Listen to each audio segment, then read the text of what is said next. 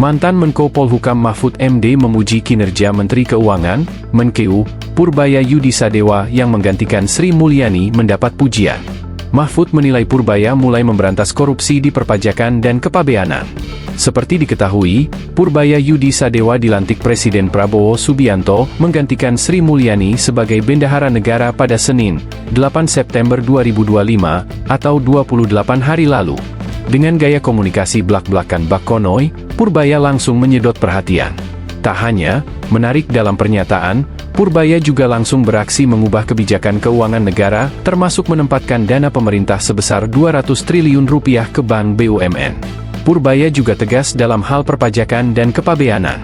Ex-Ketua Dewan Komisioner Lembaga Penjamin Simpanan, LPS, itu menekankan akan mengejar wajib pajak yang memiliki tunggakan jumbo. Dia sikat korupsi. Dia lakukan efektivitas dan efisiensi di KUL dan BUMN. Dia mulai hantam korupsi dan ilegalitas di perpajakan dan kepabeanan. Terus maju, Pak. Bravo, ujar Mahfud MD dilansir akun X resmi miliknya, Senin, 6 Oktober 2025. Selain itu, Mahfud menilai Purbaya tidak membebani rakyat dengan pungutan pajak baru.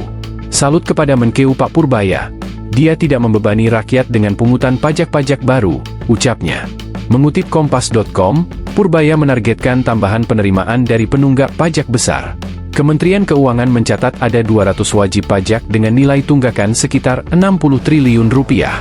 Dalam waktu dekat akan kami tagih, dan mereka nggak akan bisa lari, tegasnya, dilansir dari Kompas.com, Selasa, 23 September 2025. Untuk mempercepat penagihan, Kemenkeu menggandeng Polri, Kejaksaan Agung, KPK, dan PPATK.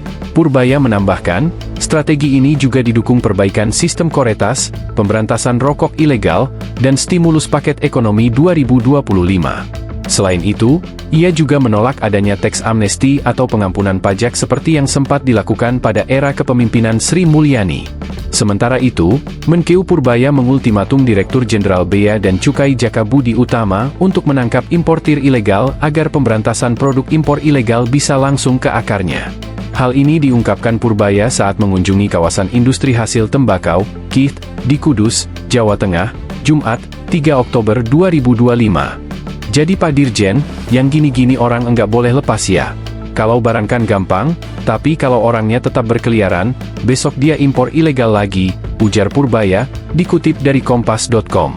Purbaya meminta Direktorat Jenderal Bea dan Cukai, DJBC, Kementerian Keuangan, Kemenkeu, untuk tidak hanya menyita dan menelusuri pabrik asal barang-barang impor ilegal, tetapi juga menelusuri siapa individu atau kelompok yang telah melakukan impor ilegal itu dan memberikan hukuman yang layak kepada para pelaku agar mereka benar-benar jera.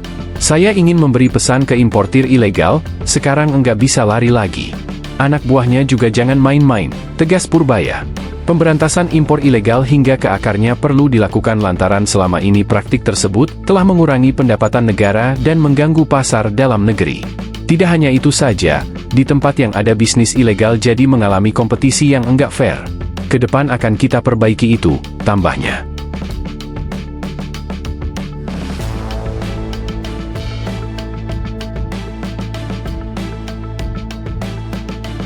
Download Tribun X sekarang. Menghadirkan lokal menjadi Indonesia.